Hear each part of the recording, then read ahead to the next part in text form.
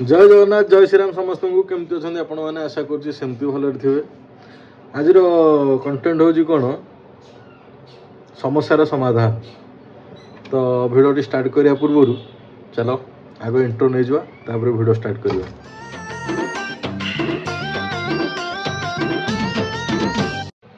तो फ्रेंड्स आज की 2 दिन है मैंने मु इंस्टाग्राम खोलिया बंद कर देछि। कौन पे इंस्टाग्राम खोलिया बंद कर देछि मत जो ब्लॉक करिया कथा ब्लॉक करिछि कि मु जहाँ ब्लॉक करिया कथा ब्लॉक करिछि। गोटे जिनस होछि जदि तुम ब्लॉक कल ठीक अच्छे तुम जो कम गुड़ा करुच लिटरली मत तो तुम मुह को देखा इच्छा नहीं मीन्स मो कह कथा है मो लाइफ में मुझे छी करे सबुदिन छी करे। तो मुझे नुह जे पकईदे मनकर पार्टी छेप पकईदे पुणी ढोकीदेवी से सब नेचर पिला मु नुहे। माने मु इंस्टाग्राम खोलिले से गोटाए केस से गोटाए प्रोब्लेम से गोटाए वीडियो बारंबार रिपीटेडली आसूची।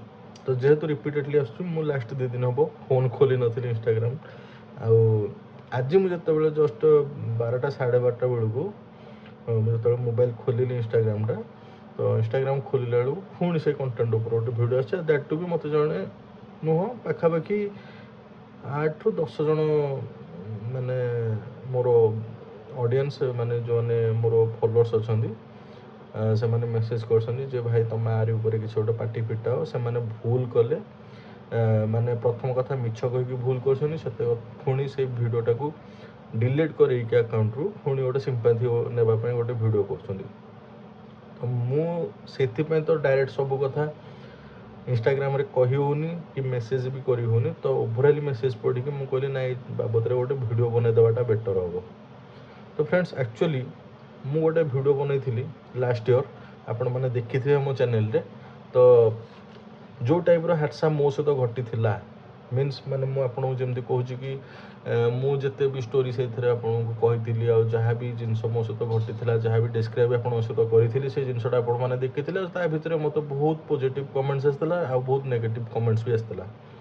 किंतु पॉजिटिव नेगेटिव भितर डिफरेंस ये जो जो मैंने एक्चुअली जिनसा बुझी से एक्चुअली ठीक कथा कमेंट कर जो मैंने जिनसा अंधभक्त भाव में माने निजको आम आपको चॉइस कर ये भाई बहुत भल ये सी तुम कहीं विरुद्ध में कौच सी सेमती नुह भाई जदि देख मु तुमको कहीदे मु भी ये गोटे प्रथम कथा सिंपाथी मु भी भिड करनी कि गोटे जिनस हूँ भूल किए ठीक किए तुम चिन्ह मिछ जो मैंने कौन ना से तुम दूरे रुह। इंस्टाग्रामटा हो केवल सोशल मीडिया रे आप सोशल एक्टिविटी करने नुहे जे का माँ भौणी को शोधापी कि माँ भौणी बापा बो समस्त को माने रास्ता उपरक आणिकी सोशल मीडिया रे हाईलाइट करके निजे हाईलाइट होगी भ्यूज चक्कर भ्यूज करने।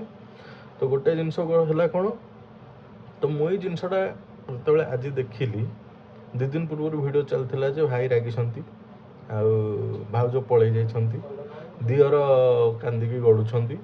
तो ये सब जिनस मुझे देखुली आज जिते मुझे देखिली दियर चैनल रे वीडियो ना दियर आ कांदी ना समाधान हो गला माने सोशल मीडिया रे केस हो गला आ सोशल मीडिया भितर समाधान भी हो गला किंतु कोठी समाधान है केमिति है तार किसी एपर्यंत खबर मिललानी।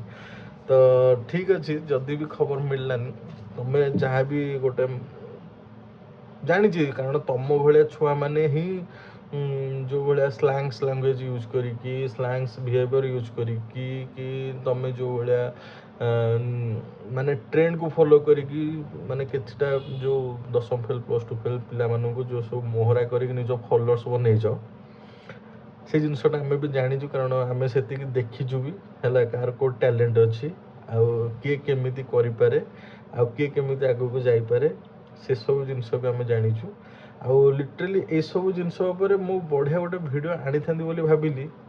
तो मु चाहूनी जे तुम मान भिड मो चैनल गोटे पकड़ापी तो खाली डिस्क्राइब करदेवी से बहुत किंतु तुम मान फोटो यदि मो चैनल पड़ो ताले लोक भाव जो तुम मुँह देखिए मुझे सिंपाथी नौ से सब करी के कौन पे ना जोटा भूल से भूल लोक जानते जोटा ठीक से ठीक सदाबेले भी लोक कहे। तो आपण मैंने फ्रेंड्स जदि ए सब बाबद मुझे मिछ कथा कहूँ कि भूल भाल कथा कहली ताले आपण से अनुसार मत गोटे कमेंट पिंग करेंगे ମୁଁ ବି ନିହାତି ଆପଣମାନଙ୍କ କମେଣ୍ଟର ରିପ୍ଲାଏ ଦେବି କେଉଁଥିରେ ନା, ଆପଣ ଯଦି ଇନଷ୍ଟାଗ୍ରାମରେ ମୋତେ DM କରନ୍ତି, ଇନଷ୍ଟାଗ୍ରାମ ID ମୁଁ ଦେଇଦେଇଛି ତଳେ, ଦେଖିଦିଅନ୍ତୁ ଆପଣମାନେ।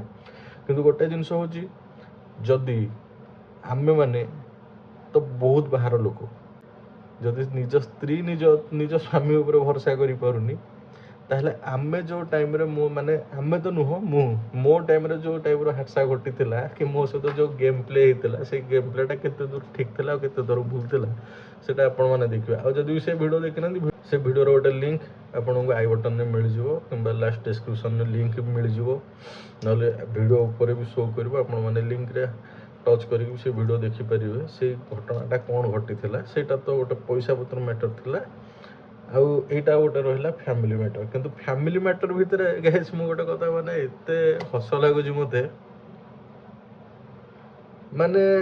ଗୋଟେ ଲୋକ, ଠିକ୍ ଅଛି ଆମେ ବେପାର କରୁଛେ, ପ୍ରଥମ କଥା ମୁଁ ଗୋଟେ ଏକ୍ଜାମ୍ପଲ୍ ଦେଉଛି ଆପଣଙ୍କୁ, ଆମେ ବେପାର କରୁଛେ, ତ ମୁଁ ବେପାର କରୁଛି ବେପାର ହେଉଛି ମିଛ।